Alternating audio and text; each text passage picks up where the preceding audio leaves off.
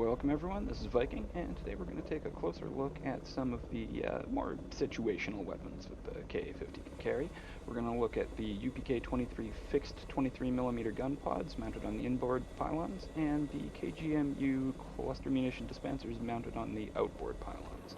Now the KGMUs don't actually fall away, like the container doesn't fall away from the aircraft. The cluster, like a door opens underneath, and the submunitions just fall right out. It doesn't really have an aiming point, so you're gonna have to eyeball that one. We'll start out with the UPK-23s. We'll put the squall on target.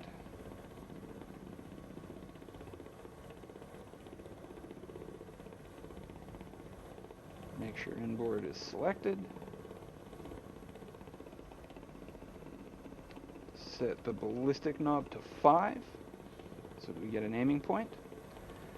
And you want to be about 1.5 clicks away to be able to shoot accurately. That fell a little short, but not too much. They always fire in this short burst. And, you know, you really can wreck up the place if you're dealing with an undefended target. They're not ineffective, it's just that you have to get so close to use them that the enemy is going to be able to shoot back at you. So that's those. I'm going to flip this baby up to 9 again, because that sort of gets rid of the reticle and doesn't lull us into a false sense of security. We're going to swing it around, enable the outboard stores. And you have to be above 50 meters of elevation to drop these things, and you'd kind of be crazy to be higher than 150 meters. Because you gotta eyeball this thing, and you don't really want to have to be guessing any more than you have to. I mean, if you're above 150 meters, who knows where those things are eventually gonna hit.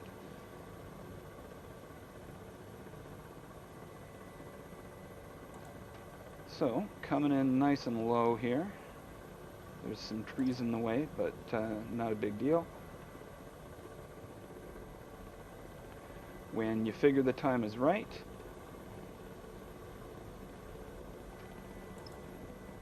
you press and hold, and all those submunitions come falling out. Again, not useless. Just situational. I think I used them all. Yep, I've used them all. So we're going to ditch those weapons. And we're going to go get ourselves some KH-25MLs. Now, which way to base? Search airport to... Alright, no problem.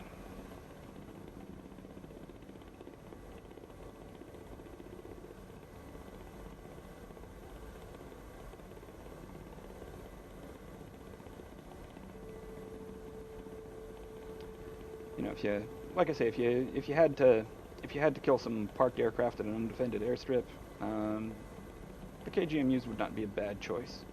But even if you're going up against infantry with assault rifles, they'd still be able to shoot back at you as you pass just 50 to 100 meters over their head. So I don't recommend it as a general use case. I think you're much better off with standoff missiles in the form of Vickers. And then either rocket pods if you want some area of effect, or fuel tanks if you want some more loiter time, or just nothing at all if you want to make the helicopter a little bit more nimble.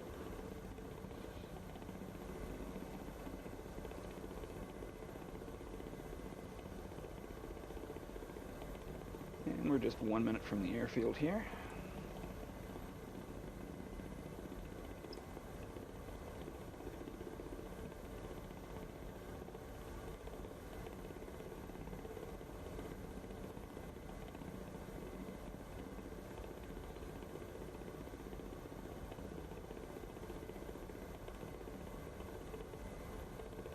At 4 kilometers out, it's a good time to start decelerating.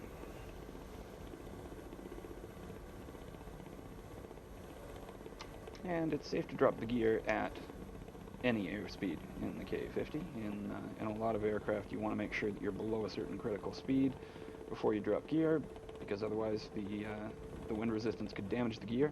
But the Ka-50 doesn't go that fast, so there's really no speed that it can reasonably achieve that will damage your landing gear.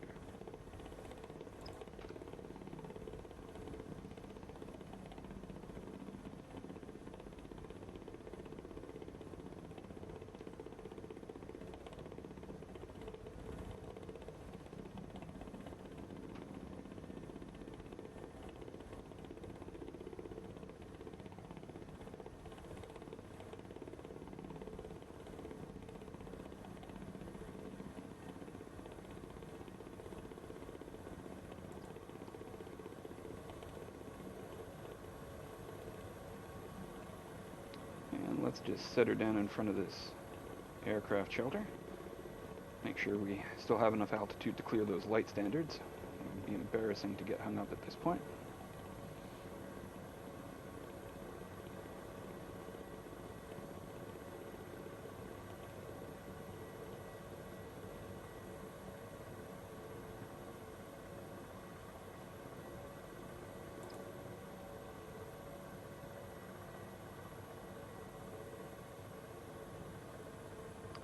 Nice gentle touchdown. Gonna set the wheel brake. And we're gonna get ourselves some KH-25MLs.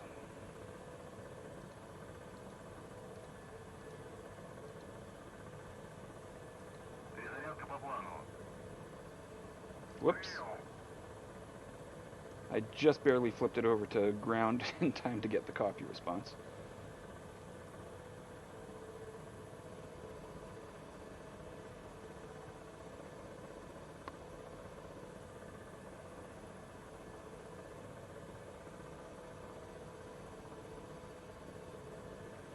I'm going to open the door. Yep, there's one of them. Giant missiles.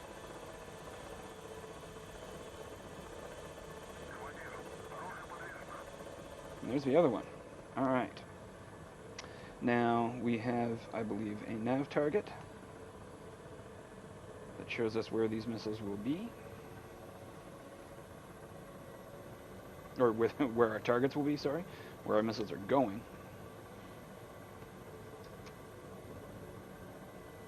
And these missiles have a tremendous range. You can laze targets out to 15 kilometers. The missiles actually have a much longer range than that, but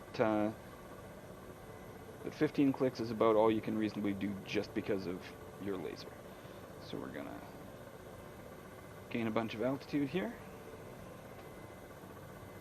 Point ourselves towards the nav target. You can fire these from low altitude. I've just got some terrain between me and it, and I want to make sure that I can see over it. Let's put it on target. Okay, there we go. We can see him. So we'll reduce collective.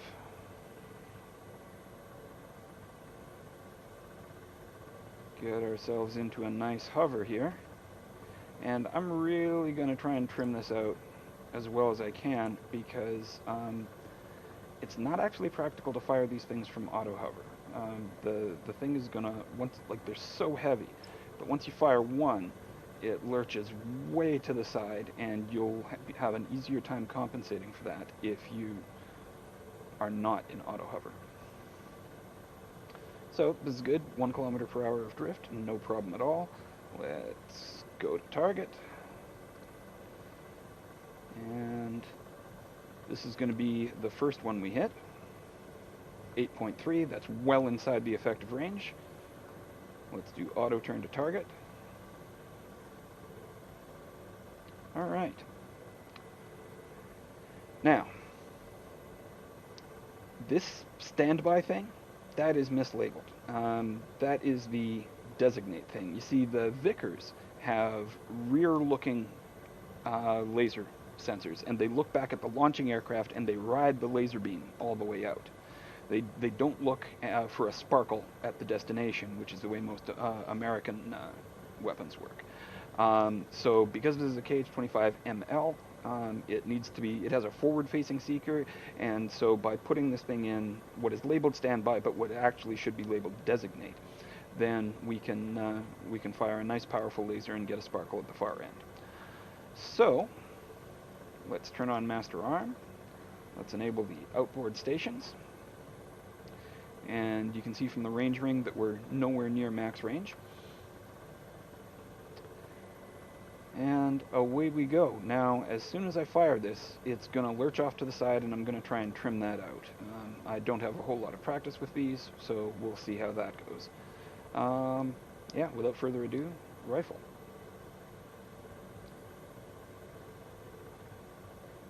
I had to do the target lock again. Okay, slight hiccup. I'm getting a 30-second countdown here. That means I'm really heating up the laser by putting it in ultra-high power mode. Let's fudge it a bit. I'm going to actually wait for that 20-second countdown to finish. I'm going to speed up time.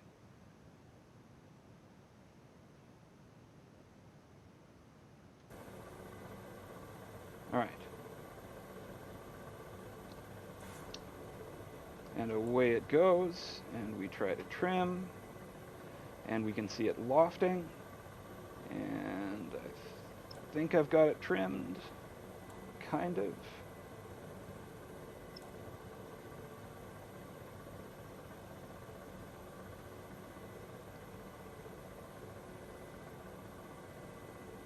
Ba-boom. Alright. I'm gonna say laser be damned. I realize this is, like, if I don't wait for the countdown I run the risk of overheating, but I'm about to finish the mission. So the other thing that we're gonna do for this second shot though is we're gonna kill the laser mid-flight, because the KH-25ML has a backup inertial guidance system, and if you wait for it to loft and then kill the laser, it'll still probably hit its target. Let's see how right I am about that, if at all. Trim it out, and kill the laser. If you do this with a Vickr, it's never going to hit, because the Vickr flies that spiral pattern, and it's guaranteed to hit anything but your intended target. But we could actually turn off the Schqual and get the hell out of here now, and the missile would continue on its path, boom, right on target, even without the laser.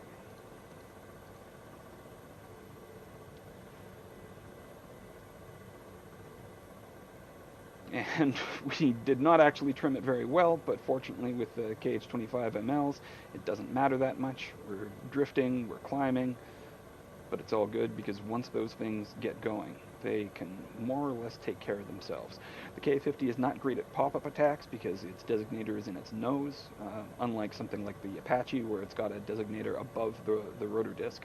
So you can't really pop up an attack unless you're using KH-25MLs, in which case you actually can, because once we get going, you can pop down behind cover, and before any retaliatory missiles come to get you, or at least before they're able to reach you, you can get down behind a hill or what have you. Protect yourself.